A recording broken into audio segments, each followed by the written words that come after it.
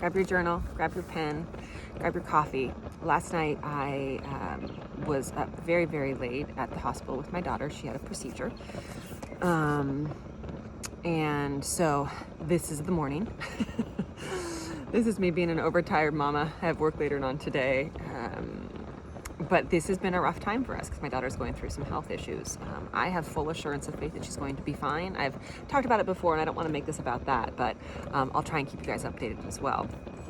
I just have a peace that she's going to be okay, but it's a struggle. It's an uncertain time, and I'm praying for clarity, and it is late nights, and it is a lot of tears, right? But first thing in the morning, I'm still going to my journal, to my Bible, to other devotionals, YouVersion here. It's a great app, by the way, and giving it to God and setting out my day. I wish we could do that together. I wish we had coffee together and we could sit by the fire outside, inside, and talk about this. But let me give you your prompt for today and we can kind of feel like we're together. Because I'm going through a rough time right now, I want you to think of the hardest time in your life. And I'm going to caveat that with there might be more than one. Write down in your journal, hardest time of my life. That's the first thing I want you to write. Rough times, hard times, however you want to shorthand it. And then I want you to journal through that. And then there's a follow-up to that. I would say the hardest time in my life was when we lost the last baby that we lost. A lot of you know I went through miscarriages and adoption, and that was all very dark periods of my life. Our last adoption that we lost before Ben, that was probably the hardest time of my life. I've never been so dark and so just deep in it until my mom died. And that was the other time in my life I think was probably the hardest. Right now is a hard time because I'm going through health issues with my daughter. I've had some marriage troubles and some just there's different times in your life when things are hard. And it doesn't have to be as grandiose as death and miscarriage and child lost or somebody in the hospital. It could be a job loss. I've been through those as well. And what I want you to do is kind of journal through those. And if you just want to list, this is not about feeling sorry for ourselves. Just because you've been through a hard time, like a really hard time, like the loss of a parent or the loss of a child or cancer, whatever it is, I used to always think, okay, the worst has happened.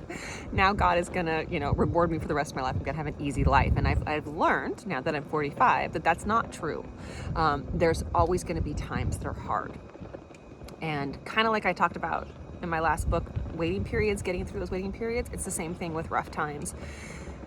As you start to learn how to lean in on God a little bit more, as you start to learn to go to Him first, as you start to learn how to, control's the wrong word, but I'm going to use it anyway, control your emotion and your responses a little bit better, those hard times, while still really, really rough, are going to be a little bit easier, how you survive them. I look back on my first miscarriage and those years in my 20s, and I think, wow, I've learned so much. Like if I had to go through those times again, I would be so much stronger now, right? And some of that has to do with age, but a lot of it has to do with my walk with the Lord. Okay, so you're gonna write down hardest time, and then after that, I want you to write next to them, maybe a line across, or underneath that, your takeaways or what you learned.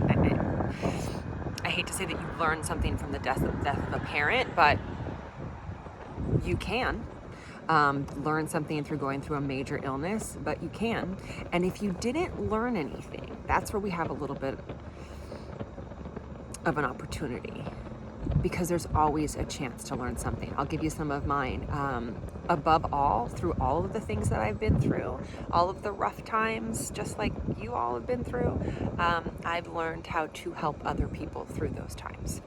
Now, having been through the loss of my mother, I have a much softer heart for people who have lost a parent. I know what it's like. I know some of the words that they need, right? Same thing with women who have lost babies. I wrote a whole book about that because I felt like there was a need for women to have somebody to tell them that they're okay and that they could talk about it. So through everything I've been through, it's given me the ability to have the right words and an open mind for people who have been through the same thing.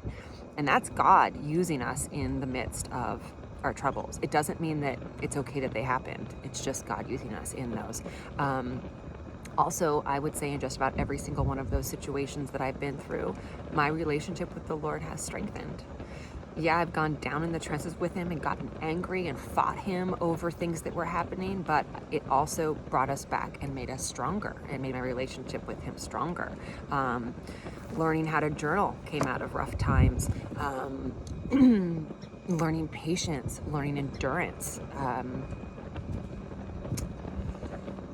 Even some of the things that I do in fitness and wellness and health, I mean, I would not be where I am today with that had my mom not had dementia.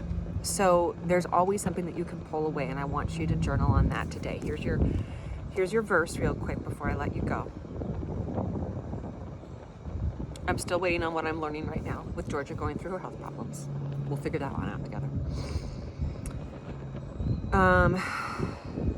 This one is Message version I use a lot, John 16:23-24. When a woman gives birth, she has a hard time. There's no getting around it. But when the baby is born, there's joy in the birth. This new life in the world wipes out memory of the pain. The sadness you have right now is similar to that pain. But the coming joy is also similar. When I see you again, you'll be full of joy, and it will be a joy no one can rob from you. You'll no longer be so full of questions. This is what I want you to do. Ask the Father for whatever is in keeping with the things that I've revealed to you. Ask in my name, according to my will, and he'll most certainly give it to you. Your joy will be a river overflowing its banks. John 16:23-24 Message version. Take that, read it in a couple of different versions. That's what I always recommend while you're doing this journaling. And remember, though it talks about pain and having the joy afterwards, it also talks about praying. And this is what this whole journaling series is about getting you to pray. So after you're doing that, I want you to ask the Lord for what you need. Maybe you're in that really, really rough time right now. I know every single day I'm on my knees praying for my daughter, praying for my family, praying for what's on the horizon for us. Currently, I'm praying for my daughter to find her watch because we need to find that. I mean, there's no silly prayer. Just ways for you to get closer to your Lord. I hope that you find some peace and some rest in this today. Thanks for being with me.